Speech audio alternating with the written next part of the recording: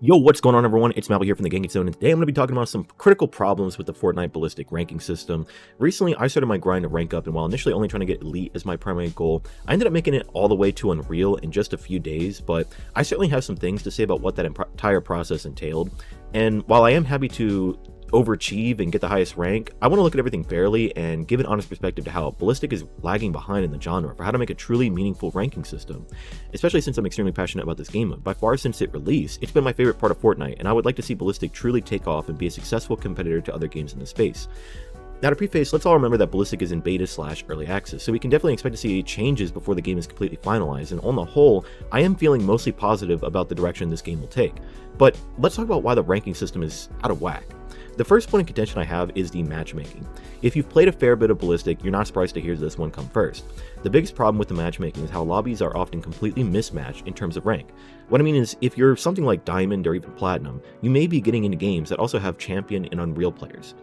The reason this happens usually is because there's either not enough people playing the game within your rank for appropriate matchmaking, or someone joined with a party where people were of different ranks. In that situation, the rank of your party is the average rank among people in the party, instead of like Battle Royale where it goes by whoever has the highest rank. So if I'm Unreal and lobby up with a friend who's Diamond, I can expect to see ranks anywhere from Diamond to Unreal in the lobby. However, the game has pretty much no way to actually balance this, and I've literally been in situations where, at least when I actually was Diamond, my team had people of varying ranks such as Elite, Diamond, and Platinum, but the entire enemy team was Unreal. This was also in a solo queue, by the way. And sure, that doesn't happen every time, and sometimes it even plays in your favor, but how is that kind of a situation even possible in the first place?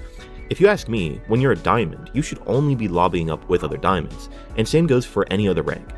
And let's not even forget about the problem of not even getting a full 5 teammates sometimes. This isn't fair to people who are trying to work their way up the ranks, and games like that tend to be a complete waste of your time in the end, usually resulting in a pretty strong loss. But with that said, it's a good segue into the next point of contention, which isn't even so much about the game, but it's more so a problem about the player base. I'm going to be honest to say that there's far too many people in Ballistic that have no clue how to play the game. It's shocking how much they're able to rank up sometimes too. It gets better at Elite and above, but even then, you will still now and then get paired with a totally incompetent team in one way or another. And I've even seen Unreals who are miserable at the game. Usually at that stage, they know how to play the search and destroy aspect at least, but can't seem to get a kill and just always get killed. I've seen so much absurd behavior in this game, from not knowing how to defuse a bomb, not even knowing the bomb exists, not knowing how to rotate safely but quickly, or maybe not even rotating at all when it's needed, not listening to callouts, not peeking corners, pushing too much or pushing too little, and just all around treating Ballistic like it's some kind of team deathmatch where running and gunning for kills is the most important part. But it's really not, and the tactical part in tactical shooter holds a lot of significance that people seem to not understand. And this is a point I made in my last video on Ballistic, so it's nothing new for me to say, but in the context of ranking up, my experience has essentially been the following, at least in solo queue. You either get paired with a team that completely stomps the other side, or you get paired with a team that gets completely stomped. And no matter how good I actually was playing on my own, it doesn't matter, because if your team isn't good enough, then you will lose no matter what. That team play is so absurdly critical, yet is so often lacked when getting in with randoms. And if you're not winning games, then you won't be ranking very much at all. If you played really well, then you will rank up a very tiny bit. If you didn't play super well, then you'll probably lose a few percentage of your rank, but even if I don't play that great and we win a game, then I'm still assured quite a fair bit of progress towards my rank. Meaning that your skill in playing the game actually takes a backseat to whether or not your team wins the game. That's all fine, and obviously you should be striving to help your team win the game, but in those situations where you're tied with a bunch of moronic teammates that have no clue how to play the game, then all you're doing is just wasting your time until it's finally over and you're able to queue again, hoping that you have better luck next time in actually having good teammates. So with that said, it's certainly possible to rank up in solo queue, and that's what I did for the most part, but it's going to take a lot more time on your own than if you have enough people to party up with consistently, ideally having a 5-man to run every time. Not only can you assure that your teammates won't be garbage, but also that they'll actually use comms, and overall be forming that team chemistry, which is crucial for everyone having to work together concurrently. The third point of contention is how each rank in Ballistic just doesn't mean nearly as much as they would in other games.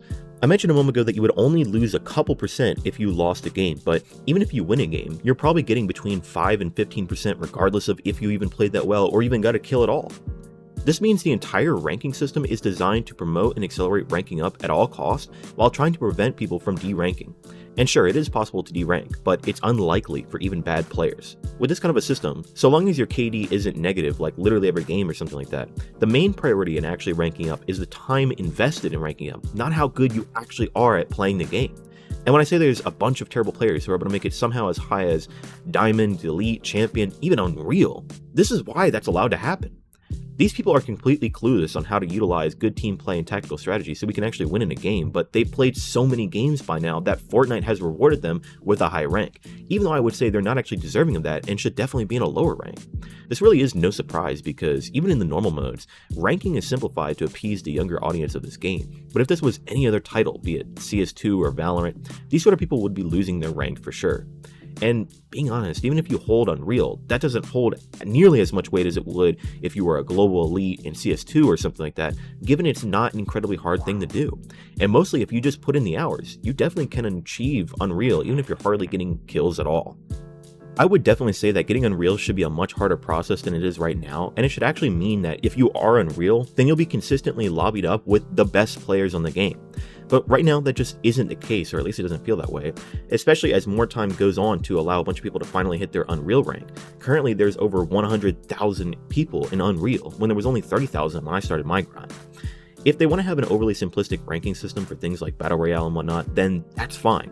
They already dumbed down those game modes with bots and other so-called quality of life features to make those games easier for noobs. But I don't think they should be doing that for Ballistic when the game mode is, by its very nature, requires you to be a lot more serious than a typical Fortnite mode, especially when it comes to properly working with your teammates.